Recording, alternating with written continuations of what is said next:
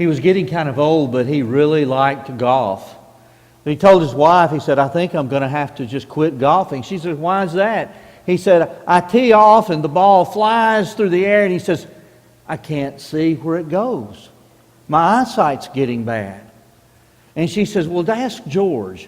And George, like him, was getting on in years, but he called up George, and George said, I'd love to play. I've never played golf. I've always wanted to play golf.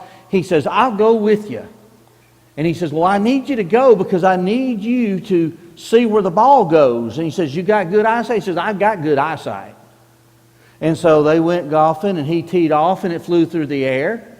And he turns around to George. George, you see where it goes? He says, I saw where it went. He said, where'd it go? He said, I forgot. You know, sometimes we'll talk about, and we kind of tease saying it was a senior moment. Or sometimes I've heard people say, you know, my memory's not so good, but my forgettery's very good. Well, the reality is most of us do our share of forgetting things. That's one reason it is so important to be places like here tonight, Wednesday night. We studied about Stephen and Acts 6, Acts 7, a great job. And have we studied that before? Yes. Was some points made that maybe we hadn't thought of? Well, yes. But we constantly need to be reminded. We need to go back and restudy. We need to go back and reread. Somebody says, I've read Genesis to Revelation. Great. Do it again. And do it again. And do it again. In 2 Peter chapter 1, verse 12, he says, though I intend always to remind you of these qualities, though you know them. It's like, you've heard them, but you need to hear it again. The part about this chapter that just shocks me, though, it's where you do have a forget.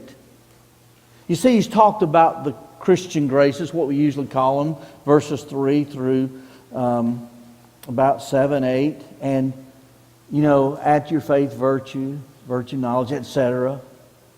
But you get down to the very end, and it's kind of a concluding statement about how important these things are. And verse 8 says, for if these qualities are yours and are increasing, they keep you from being ineffective or unfruitful in the knowledge of our Lord Jesus Christ. In other words, they keep you doing right.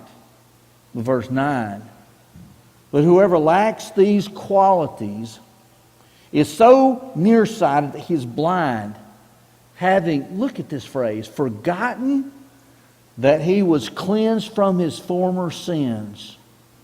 Now to me that's just shocking. Forgotten that he was cleansed from his former sins.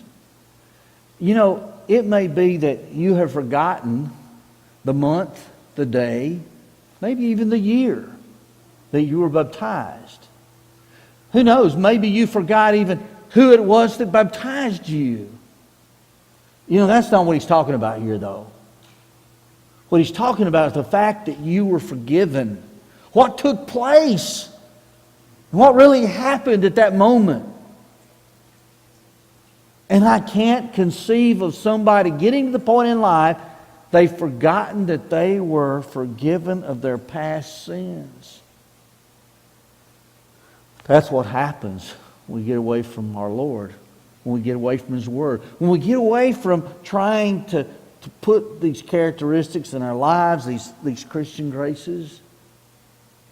You know, George may have an excuse for a short-term memory loss.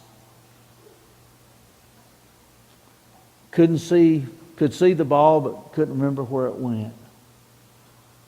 But friends, if we forget that we've been cleansed from our past sins, something's very wrong spiritually.